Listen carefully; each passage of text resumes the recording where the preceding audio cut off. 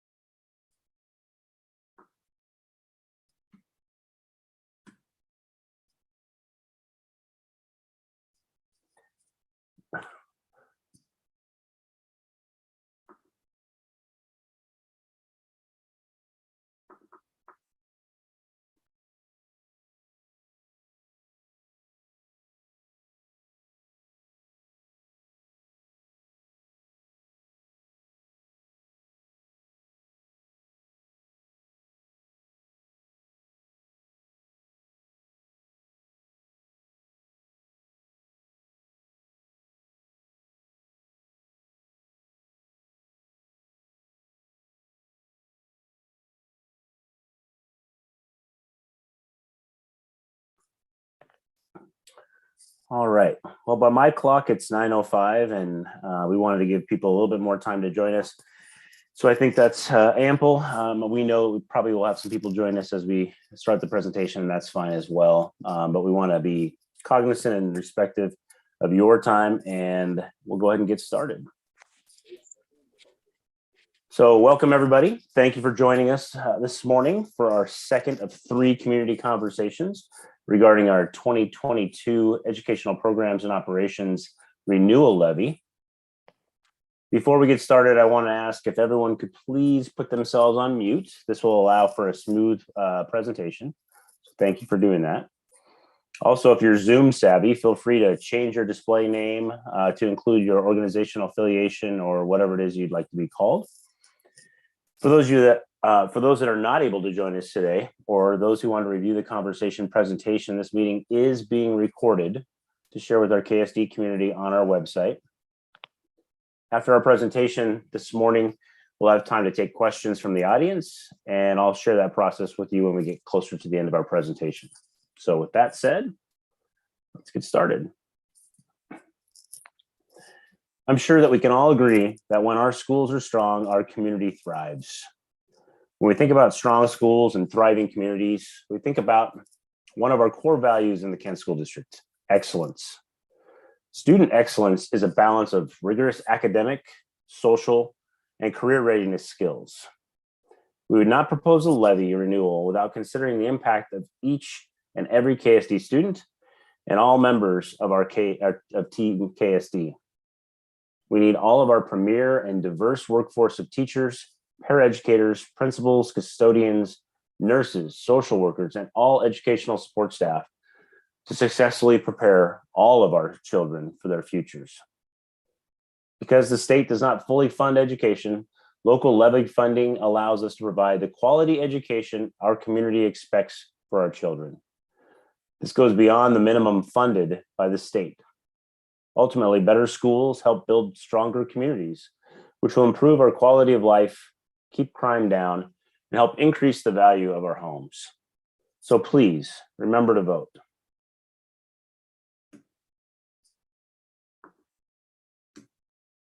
Sorry about that. Let's talk about logistics of this renewal levy. Our educational programs and operational renewal levy will be on the ballot for February 8th, 2022. So please remember to vote. We're seeking a 2-year cycle for calendar years 2023 and 2024 because our current 21-22 EP&O levy ends December of 2022. Because education is not fully funded, we are asking for a full amount possible to ensure we can maintain our current level of education for our students. We're seeking $76.25 million each year, which is roughly 16% of our annual operating budget. This means that there'll be no increase in the total amount collected in the 2023-2024 years. The estimated tax rate will be $1.88 per $1,000 of assessed property value. Again, it's important to note this levy represents 16% of the Kent School District's annual budget. So just what does the levy fund? Again, $76.25 million represents 16% of the district's operating budget and will be responsible for funding several things that positively impact student learning, specifically smaller class sizes, student safety, school nurses, athletics and extracurricular activities, fine and performing arts, and innovative career and readiness course offerings. The levy also funds bullying prevention, social and emotional learning programs, educational support for students with special needs, daily operations to support clean, healthy, and well-maintained schools and classrooms, professional development for teachers, paraeducators, principals, and educational support staff, and the funding of essential staff like classroom teachers, nurses, counselors, social workers, support staff, custodians, and bus drivers that are not fully funded by the state. Let's take a moment to look at each of these items in a little bit more detail. Smaller class sizes happen by increasing the number of teachers we hire. In fact, a little more than 130 teachers in KSD are funded by this levy. We've all heard the stories over the years about the large class sizes and there not being enough desks or space in the classroom for all kids. This priority makes it so we don't have to hear those types of stories again. And research says that lower class sizes has a positive impact on student learning. So please remember to vote. Student safety. Keeping students safe is and always has been our #1 priority. The state currently funds a little less than 5 full-time school safety officers for the Kent School District. Because the safety and security of our students is our #1 priority, the Kent School District chooses to have 18 school safety officers supporting our 41 schools. So 13 of our safety officers are funded and supported by our levy dollars. Our safety officers work hard each day building trusting and mutually respectful relationships with our students. In addition, we continue to update and add to our safety cameras and the safety equipment that supports the safety in our schools. So please remember to vote. Keeping our students healthy while they're at school is very important. Kids have a harder time concentrating on their schoolwork if they're not feeling well, which is why having caring and qualified nurses in our schools is critical to the student development and success. Currently, the state funds 4 of our 22 KSD nurses. This means that not all of our 41 schools have full-time nurses. In fact, most of our nurses are split between schools. Our levy funds just over 17 additional nurses. So please remember to vote. Supporting athletics and extracurricular activities is critical to the growth and development of the whole child. Research continues to say that those students involved in 1 or more school-based activities outside their academic day see a positive impact on their overall school experience, life skill development, and personal well-being. Levy support is key to being able to offer a wide variety of athletic and extracurricular activities for our students. ASB funds are just not enough. So please remember to vote. Fine and performing arts, another levy priority. We can all appreciate the impact our fine and performing arts programs have on our students. Did you know that most of our arts programs receive no state funding and rely solely on levy dollars to support their growth and sustainability? Fine and performing arts programs have a positive impact on our students, families, and community, and are a critical part of a healthy school culture. Please remember to vote. Career readiness is in our mission. Being a student and community member in Kent, we have a unique opportunity to be in the 4th largest industrial city in the country. And we want to make sure that our students are prepared to take advantage of our local high-tech STEM and STEAM types jobs and careers right here in Kent. Creating innovative course offerings at the secondary schools ensures we are meeting the KSD mission of successfully preparing all students for their future. These courses and opportunities are funded by our levy. So please remember to vote. All right, let's talk about our strong financial management.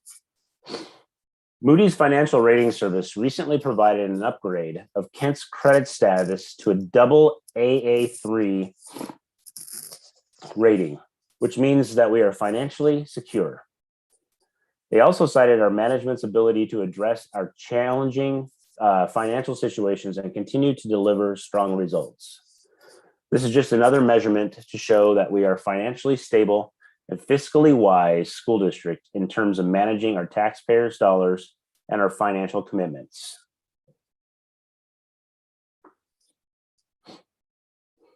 This slide shows the breakdown of our combined tax rate history from our EP&O levy, our capital and tech levy, and our bond. When we look at our EP&O levy amounts over time, what we are proposing to our community in February of 2022 is a flat tax rate. You can see this is noted in the graph from 2020 to 2023. Our KSD community is currently paying around $3.83 overall for the combined tax rate. And what we're asking is that we continue that rate moving forward into 2023 and 2024. As you can see from years past, we've been as high as $6.03 for a combined tax rate in 2013. This is the first back-to-back 2-year levy cycle that we've had no projected increase to the combined tax rate and propose a flat rate of $1.88 for the EP&O levy. The overall result, sorry about that. The overall tax rate is a combined of 3 smaller tax rates, referring to the 2023 rates above. Our materials and operations, educational programs and operations levy is represented in the royal blue color, $1.88 per $1,000 of assessed property value. Our capital facilities and technology levy is represented in the green portion, 73 cents per $1,000 of assessed property value. And our bonds, support buildings and structures, are in light blue at $1.22 per $1,000 of assessed value, making that a total of $3.83. We are proposing that our overall tax rate remains the same for our taxpayers, and that allows us to continue to provide the same level of academic rigor, social emotional experiences, and extracurricular experiences for our students in the Kent School District.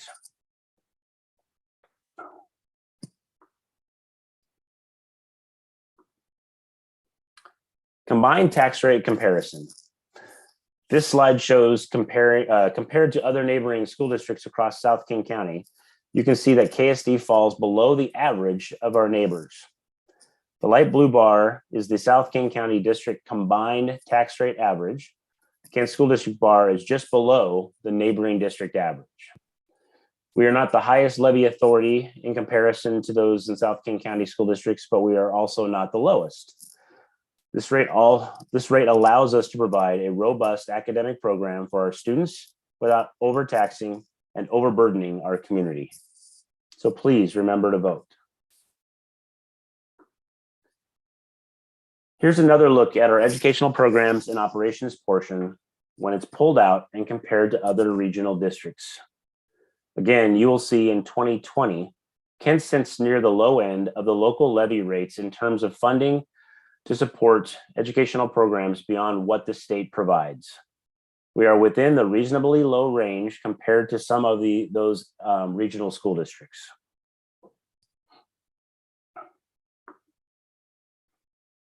Here are some key dates for our February 8th special election. It's important to note that on November 23rd of 2021, our school board unanimously voted to support the 2022 renewal EP&O levy. Our dates coming up, as you can see, January 7th, which just occurred yesterday, our men and women of Kent who are overseas or out of states receive their ballots. January 19th, ballots and voter pamphlets going out. And then, of course, through the 20th, 31st, the 8th is the election day, and then our election certification being on February 18th. So again, we're right around the corner to some very important dates for our Kent students and community. And in closing, we encourage you to continue to learn more about the importance of our 2022 EP&O levy renewal through our levy website. You can find a large, frequently asked questions section on the site to help answer any questions you have. If you find that you have more questions than the website provides, please do not hesitate to reach out to us through our email or phone number listed on this slide. Thank you all for your time and continued support.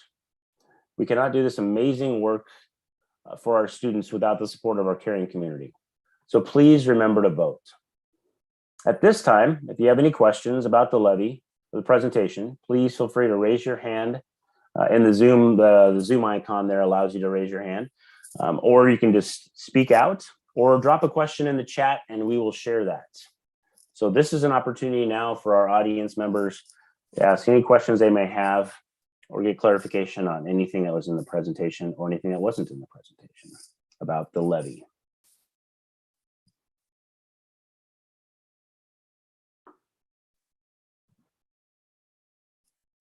Okay, just 1 second. See somebody is muted. Donald, I see you're muted. I see that you want to say something, but it seems that you're muted. There you go. Thank you. Just one question at this time. Is there not a factoring in of the increase in values for individual properties based on the skyrocketing cost of new properties, new houses? Ben, is that something that you're able to answer? Yep. Am I off of mute now? You are. Yep. Okay. Good morning, everybody. So yeah, I'm trying to think what slide number it is, but you know, in addition to the fact that we're keeping our overall tax rate flat, this is also a levy where we're literally keeping our dollar amount flat as well. So I don't know if I can't remember which slide it is, Melissa, or whoever's navigating, but there should be a slide that shows that for year one of the levy and year two of the levy, the maximum that we're requesting is, yeah, not that one, that's the tax rate. But the maximum dollar amount that we're requesting is the 76.25 million, and it does not go up in the second year. So what's the relevance of that? So what that means is that regardless of the price of your home and the increase of value, there we go, thank you. Regardless of whether the price of your home goes way, way up, way, way down, whatever the case, what we're saying is the amount that we're gonna raise is going to be a flat amount across the 2 years. So that gives homeowners some protection that as the value of their homes goes up over time, that doesn't mean that we're going to be able to collect more from you under this levy. It is capping the amount, not the rate. So I hope that that helps.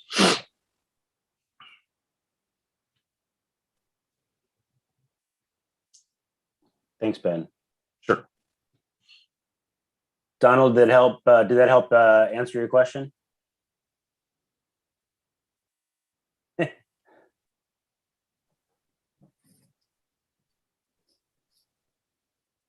Yes, I think that answered my question. It sounds as though whatever the charge is the first year, it would remain the second and wouldn't be affected by any increase in property valuation. Yeah, at least what the school district levy is. That's right. That might not be true for all the other levies, but for the school district levy, we have a flat dollar amount for each of the 2 years.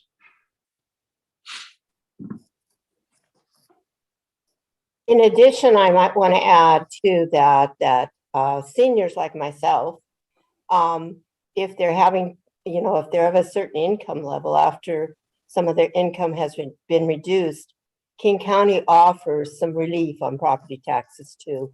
They factored into our neighbors who are on a fixed income, and there is some major tax reductions in that overall in King County. Thank you.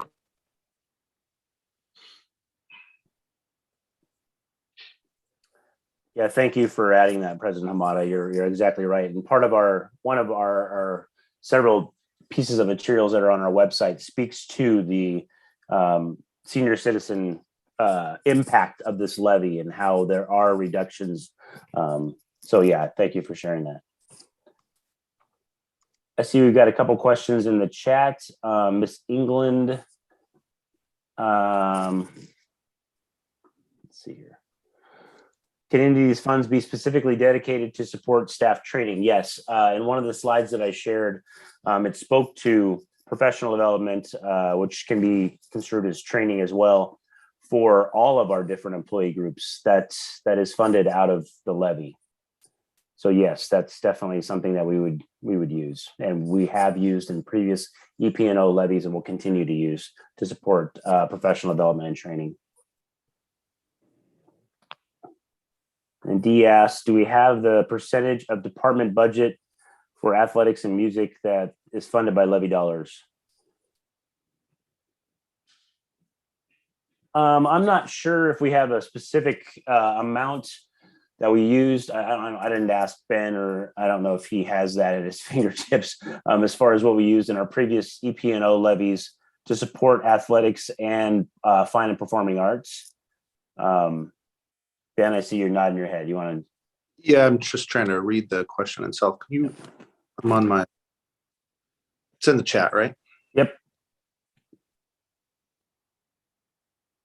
It's D's question at 9:21. Okay. Well, I'd have to, go research amounts, but I'll tell you that the levy is becoming increasingly important in supporting our extracurricular athletic activities, simply because the law keeps changing.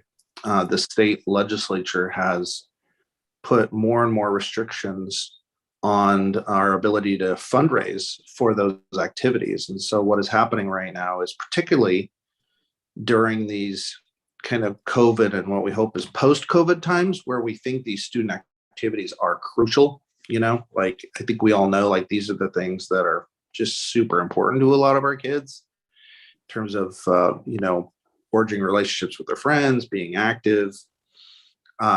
We've stepped up as a district and helped fund those activities that, previously had other funding sources, and then those funding sources have kind of diminished away. So it's been a commitment on the part of the school district, and one that the school board and the superintendent actually talked about specifically last year in the budget adoption process. And we expect that commitment will continue. Thanks, Ben. I see a question from Robert. There was a slide about fine arts funding. How is KSD planning to rebuild the arts and music programs that have been slowly shattered over the last several years, e.g. gutting Mill Creek's music program? So how levy funding works is having levy dollars available to be able to support programs. But in this particular case, and that particular question really speaks more to staffing and student interest. And so, having been a high school principal, I know that each year when we get ready to staff our school with personnel, but as well as programs, we check the interest of our students, and we're looking at whether or not we have a number of students who are interested in the programs that we want to offer. Again, it goes back to one of those slides that I spoke to about like the innovative career readiness courses. Same types of things for fine and performing arts is that we really try to make sure that we're offering programs that our students are interested in. And so usually there's a survey out to students from administration or counselors at the schools to find out how many people are interested in various courses. And that's what helps keep those programs alive. And Mill Creek's just one example. I know that I'm sure you understand that, Robert, is that there are other schools over the years that's the interest level, even though we may know a number of students and families that really are active in fine and performing arts. When we use surveys of our students to be able to run programs, and we know that we have to run programs and classes at a certain level as far as class size goes to sustain it, it does make it a challenge at times. And there have been some negative impacts to fine and performing arts programs around our districts off and on over the years, some in a negative direction where they've lost courses or lost programs, and some gaining additional classes over the years. And so it really is dependent on student choice and interest, as well as staffing decisions made at the building levels. And scrolling through there, Melissa, thank you for sharing the low-income senior piece. Appreciate that. Marissa, how much of these funds are allocated to intentionally serve our linguistically diverse population, especially our multilingual students and communities? Let's say staffing, training for teachers. Great question. Yes, that goes back to the levy dollars have, especially in the educational programs and operations renewal levy. Again, we're looking to maintain our current practices. So right now we do use our levy dollars for professional development and training across the district for lots of different things, whether it be for staff, teaching staff, support staff, and whatnot. As far as the intentionally serving our students and our communities, I couldn't say with 100% certainty how much money out of levy dollars are spent on students when it comes to our ELL or our multilingual students in the community specifically. But I do know that our levy dollars do support our ELL programs, but I couldn't dig down and tell you exactly how much. But let's say for staffing, yes. Training, yes. Training for teachers, absolutely. Robert had a follow-up. Thanks. So how do we help our lower income, lesser resource families navigate the transfer process to get their children to schools that do offer fine and performing arts programs? Okay. So yeah, that would be going through our transfer process. But yeah, to speak specifically to the first part of that is how do we help our families navigate the transfer process? And I think that's something that we're continually doing in Kent School District, is trying to make sure that the transfer process is clear, that it is communicated. But obviously there are going to be some challenges for families not understanding what they need to do to go through the transfer process. And that's something as an organization that's constantly trying to be better, that we can continue to look at and work on. So our families, let's say they are English isn't their first language, or that they're struggling to find the best possible educational opportunity for their child. Maybe there are some things that we can look at. I'm not currently responsible for the transfer process, but I know that Randy Heath and his team have been making adjustments each year to help that be more navigatable for our community. Okay. Donald, you see your hands up. Yep, you're off mute. Good. So it's my impression that there was a fairly large funding that was supposed to be coming to the district. I think the term was a CARES Act. I believe it came down through the state and then would be apportioned by the state to the local districts. And I don't know what the amount actually is. I've been given the impression that there's quite a bit of funds. And I'm just wondering if that sort of thing could have been used to fill in this particular levy rather than, asking for the full amount, or was that somehow earmarked for something else? And if so, what's it earmarked for? Oh, great question, Donald. Is there anybody on the team that would, Ben, I see that you're ready. Sure. Thanks. So let's see, try to hit those questions in sequence. So the first question, yes, school districts are allocated money through the Carryback. So it's the so-called ESSER funds. Can't remember exactly what the acronym is, but in essence, those are dollars allocated from the federal government to help address and respond and recover from the effects of COVID. So that's a yes. So in terms of the ability for us to use these funds instead of a levy, the federal government's been really clear that that's exactly what they do not want us to do. And here's why. It makes sense, right? So all school districts across, not just Washington, but across the nation, have ongoing operational costs that exist before COVID and will exist after, right? And then they've had, dedicated events, adverse things happen to them as a result of COVID. And those are the things that they didn't really have any dedicated funding for. So an example might be having to make all the accommodations for physical spacing, for cleaning, for changing the way we serve meals, to everything that goes into preparing school buildings for this COVID-19 landscape. Was not necessarily something that districts had money sitting around for, right? No dedicated revenue source. So that is in essence what the purpose of these ESSER funds are. So they are targeted funds and they are short-term, one-time funds. So as a district, obviously we're trying to avoid creating a situation where we're covering our permanent long-term operational costs with short-term one-time funds. That's obviously kind of a recipe for an unstable future. So, districts have been instructed with these funds to the extent that they can segregate those two worlds, support your ongoing costs with your ongoing revenues, and support your kind of event-driven costs with your one-time funds. And that's kind of the principle that the Kent School District's trying to follow here. Let me know if that is helpful or not, or if I can follow up.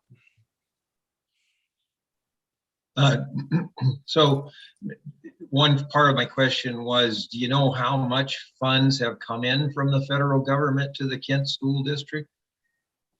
Yeah, so I would say it's about $90 million over about 4 years. But when you say have come into this district, they have not come into the district. What happens is that as we incur these COVID-related expenses, we in essence submit for reimbursement. So the money isn't sitting in our bank account.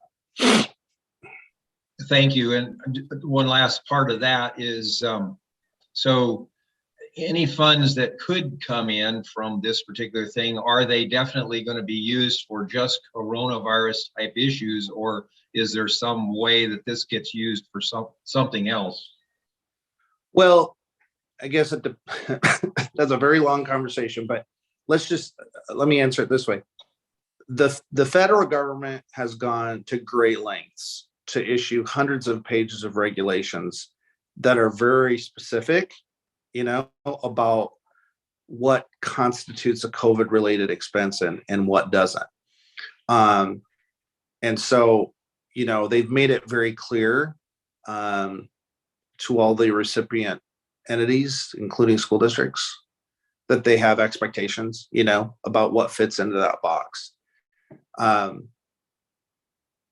And so it's our job to interpret that and apply that. And obviously there are ongoing conversations between, our state and the federal government about, what constitutes a COVID related expense. Obviously there's some judgment that's exercised there, but there's a lot of regulatory framework around this, and our job is essentially interpreting that and try to apply that.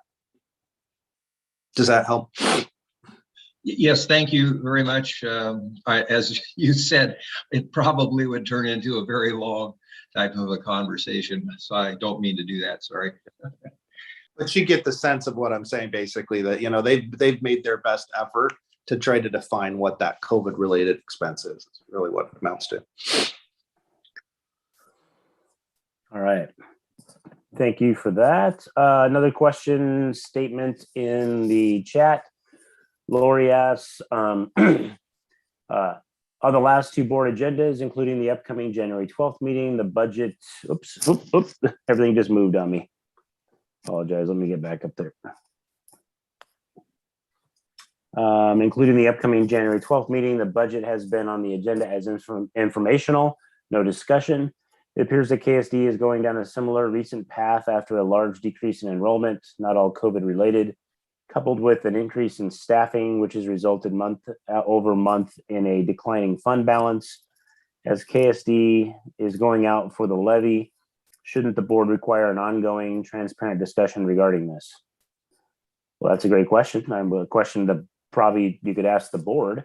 I think if the board wants a discussion on the budget, they can definitely request that. And I know that Ben and his team in budget and finance have constantly been giving updates on our finances and our financial situation at board meetings throughout the year. So I don't know if anyone else wants to answer that question or make a statement in regards to that question. I'm reading it before I respond here. If you just give. Wait, I actually put a response in the chat too. You did. That just spoke to the, as a clarification point. The financial statements are usually a couple of months in the rears because they reflect the full spending of that particular month. So they're put in informational as not to, I guess, confuse or distract from the current spending that usually happens when Mr. Rarick and the team present a budget status update of how we're doing overall. And then he typically stands ready to answer any questions that the board may have about that particular monthly statement. But he does, like you said, present regular statements about the status. And for example, in the November board meeting, he presented the full kind of spending and closing of the fiscal year from the 2021 school year. So we try to regularly, he and the team try to regularly do that. Ben, if you want to add more, please do. But I just wanted to make sure that we clarified kind of the difference between a budget status update and the financial statements that kind of recur regularly, why they're an informational versus discussion. Sure. And this is another one that, we could have an hour conversation, or depending on the level of depth that people wanted to get into, but just a couple brief comments. I will say that, to be honest, part of this factor is, for as long as I've been here, the budget update portion of the board meetings is more dominant in Kent than in any school district I've ever been associated with, that we dedicate so much time to our financial transparency, that there is a kind of a reasonableness check about like how much time of the board meeting we want to dedicate to the finances and how much time we want to dedicate to student focused instructional issues. So my impression, frankly, is that when you compare us against other operating school districts, like we tend to lean more heavily on full disclosure, full transparency, certainly more work sessions and presentations than I've seen in any other district. And so I think, now that we've reestablished ourselves in a stable fund balance situation, I think it's just about coming up with that right balance. But anytime I've ever asked to present, or anytime I've asked any questions, there's certainly no hesitancy about that whatsoever. The second part of the question, I think, was about kind of following the same, I can't remember the language here, but following the same pattern or something that existed pre-2017. And I'm going to kind of respectfully disagree in many respects that I don't necessarily think that is the case, although I respect that others may have a different opinion. One of the key differences here is just what I said. Pre-2017, having reviewed the board agendas and kind of get a sense for the cadence of how information traveled to the board pre-2017, it's not nearly as robust as what we do now. And our financial position then is not nearly as robust as it is now. So that's not to say that we shouldn't remain very vigilant and keep this on the forefront. And I do appreciate the questions because it keeps this conversation alive. But in my opinion, we're in a lean forward position in a much better place than we were then. So thank you for the opportunity to respond, Wade. Thanks, Ben. And thank you, Jewel, for responding in chat and verbally as well. Am I not seeing any more? I don't see anything below Jules. Is there any more questions in the chat? For whatever reason, Donald, another question? Well, I'm sorry, I don't want to dominate this, but I have quite a few questions, but this next question is related to this levy situation once again.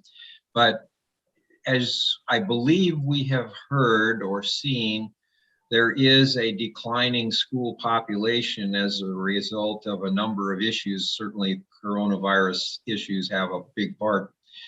But is that being taken into account in the numbers and the levy size?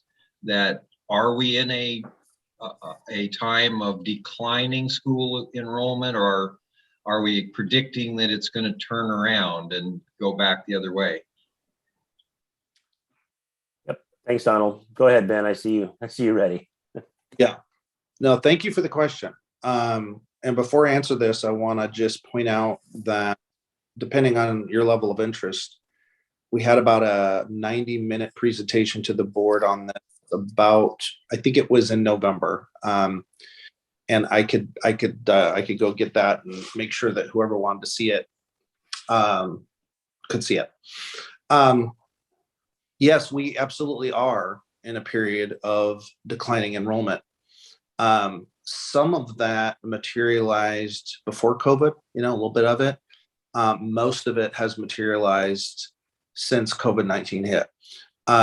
That's obviously very concerning to me because your enrollment is a major consideration in the kind of the financial profile of any school district.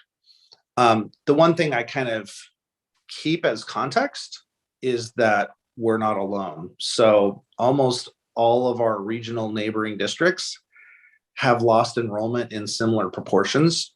Some a little more, some a little less, but this seems to be like a system-wide phenomenon and not necessarily just a Kent thing. You asked whether it's been factored in. The answer is yes, it has been factored in. There's a couple of different ways in which it's factored in. The first is that the state only allows us to ask for a certain amount of levy dollars based on how many students we have. So as our number of students goes down, the amount that we can raise through levies like this goes down. So we have tried to factor in like, okay, well, where will we be in our enrollment?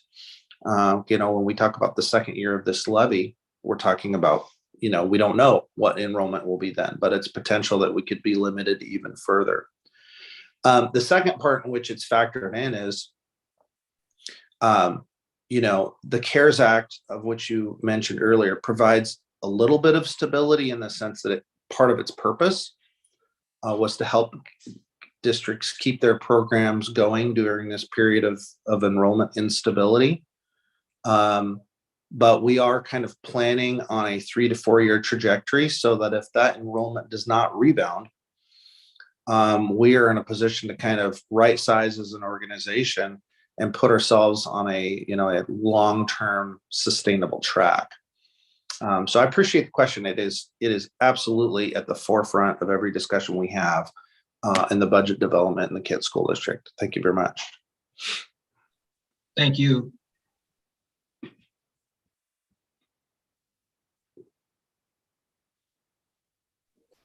Looking at the chat, my chat just repopulated. Looks like I've got a question in here from Marissa. Seems like a lot of these are being directed back towards Ben, which is all right. Yes, as a KSD parent, staff, and community member, I would appreciate more transparency and clarity on how we maximize funds to intentionally achieve our strategic goals. What ways can we engage our community on how funds are allocated? Yeah, appreciate the question. You can still hear me, Wade? Yep, you're good. Yeah, I appreciate the question. And I know that the board does as well, because this is one of the things that they talk about and emphasize every budget cycle, the various ways that we can kind of be transparent and engage stakeholders in the process. So a couple ways that you can do that. The first is that we have 3 work sessions every budget cycle that are, the intent of those is to be an open book about where we are in that journey of budget development. And it provides you an opportunity to hear what board members are talking about and prioritizing, and then, reach out to those board members and have your input. You can either do that directly through a member of the board, but also we typically set up survey opportunities for people to weigh in on the budget as well. I think Melissa can correct me, but I think typically we've done those in like the April or May timeframe. And I don't March and April. Yeah, Yep. March. And then the other thing that we do, which is kind of unusual, at least here in Kent, is that, state law requires that we have, a budget hearing, obviously, to give members of the public an opportunity to kind of weigh in formally on their thoughts about the budget. In Kent, we actually do 2 budget hearings. So we actually go beyond the requirements of the law. I think we're the only district I know that does that. And so in addition to the public hearing that happens in typically like August, right around budget adoption, we also do one right around the time that school is wrapping up. So in addition to all these other opportunities that you have, either contacting a board member, responding to the surveys, you also have an opportunity to literally formally weigh in at a public hearing where your thoughts are, kind of formally noted as part of the process.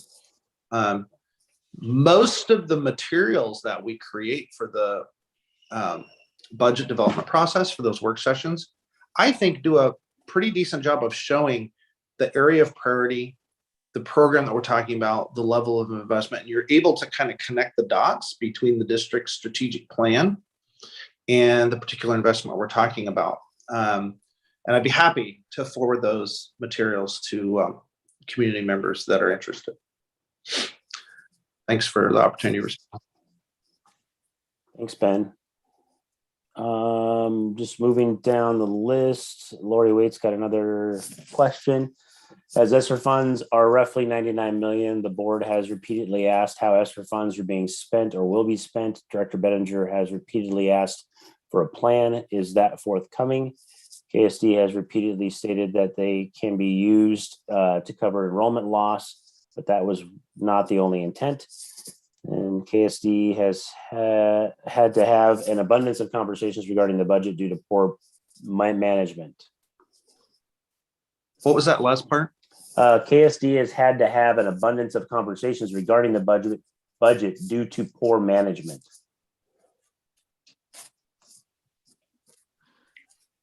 You want to weigh in on? Is that? Yeah, so I can speak opinion.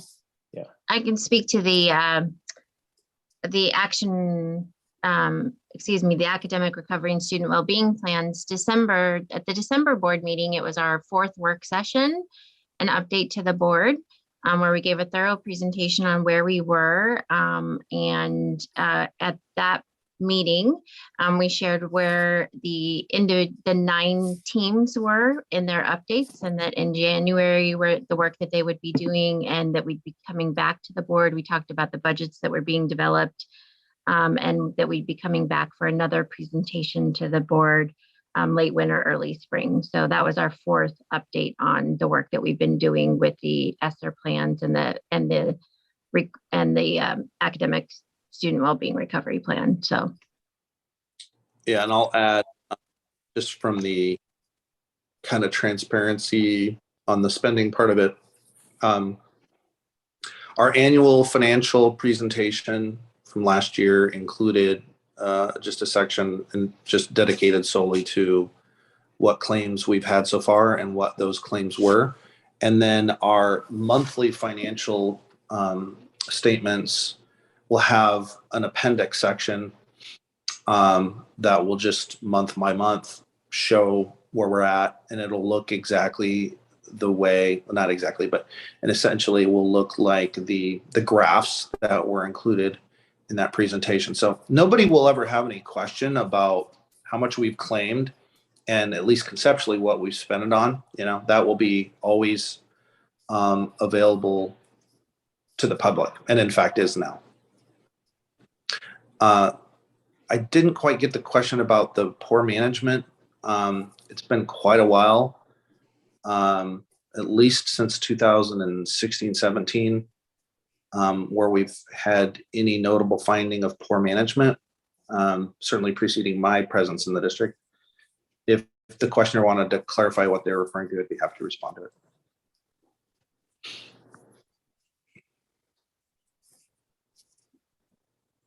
And Ben, how I read it, it's not a question, it's just more of an opinionated statement. Okay. Well, just benefit of everybody's call, I guess. That's yeah. All right, moving down the chat, President Hamada, she just made a statement in there, so I appreciate you providing additional context around board meetings. So she said any board director has the opportunity to put on the board's general meetings or work topics to be discussed in full. We developed a form that can be followed in regards to making sure that that happens. In addition to any board meetings, as with all Robert Rules of Order meetings, any board director can take appointed privilege to speak. Okay, thank you for sharing that. Robert, and related to Marissa's question about a previous levy passed, a former member of the board publicly stated that the community must be happy with the way KSD is running, or they would have voted, or they wouldn't have voted for the levy. How else can community members express their frustrations with current policies or affect change other than voting against levies? Just to answer that question, Robert, I think Ben actually answered it in his statement about finances, is that any community member can reach out to a board member and say that they're frustrated or concerned about a particular practice, policy, or something in place. And that's how they can do that. So you have an opportunity to do that in that way. Does anyone want to add to that? I think that's probably about the easiest way, is if there's a concern from a community member, parent, they can reach out to a board member or the board. Marissa said, thank you so much for your response, Ben. Lori said, and I don't know what this is in context to, yes, and these decisions are also made at agenda setting meetings, as the community has repeatedly asked for transparency on the budget, enrollment, and ESSER funds. Placing the budget on the informational does not seem appropriate. Leslie responded to Robert, get involved, get on committees, talk to one-on-one with board directors, speak at general board meetings. Yep. Making public testimony, talk one-on-one with who's affected, teacher, principal, staff, superintendent. All great suggestions, President Hamada. Lori, sorry, that was in response to Ben stating that there has been more conversation in Canada about the budget than other districts. And then Robert said, thank you to President Hamada. We've got about 3 minutes left of our scheduled meeting. Are there any other questions that we can answer? this morning? I appreciate everyone's time this morning. I appreciate KSD team supporting and responses. So thank you very much for being here. Appreciate everyone getting up early on a Saturday morning. Probably not early for some of you, but joining us.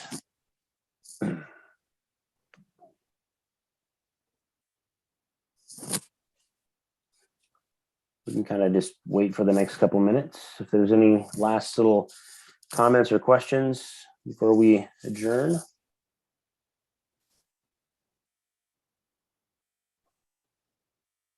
Well, thank you, Marissa, as well. Thank you for joining us, and thank you for asking the questions.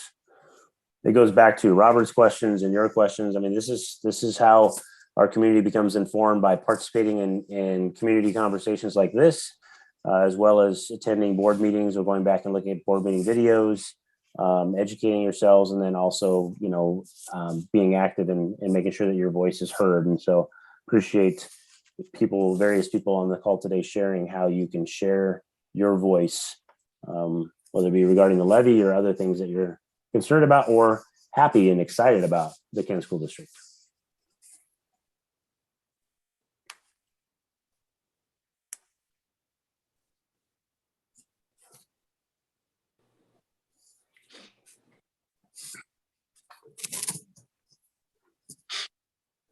All right, anything else? Thank you again, Melissa, for putting that out there.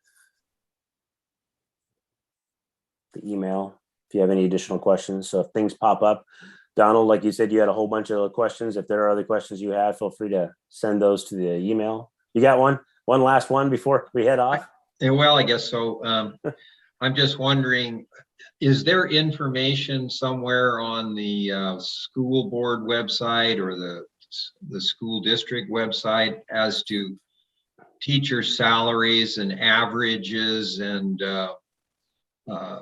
the extra add-on types of things that are in the contracts and things like that, where a person can truly appreciate what the levels of teacher salaries are, what they actually are getting?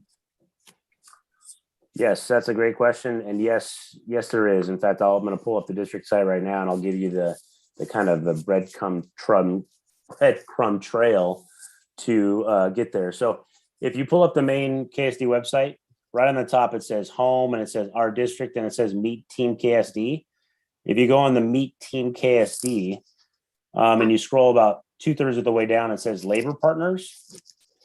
You can click on the labor partners, and then that will take you to all of the contracts of all of our labor partners, including teachers. And you can go in there and you can look at their salary schedule.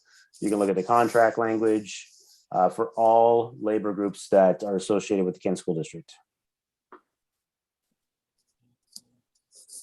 Okay. And thank you, Melissa, for dropping the link in there. All right, well, we're at 10 o'clock. Appreciate everyone's time. Like we said, if there are more questions that pop up, please feel free to reach out to us via the phone number or the email that we had on the last slide there, or that Melissa put in the chat as well. Okay. Have a great weekend, everybody. And just know that we're here to answer any questions as you continue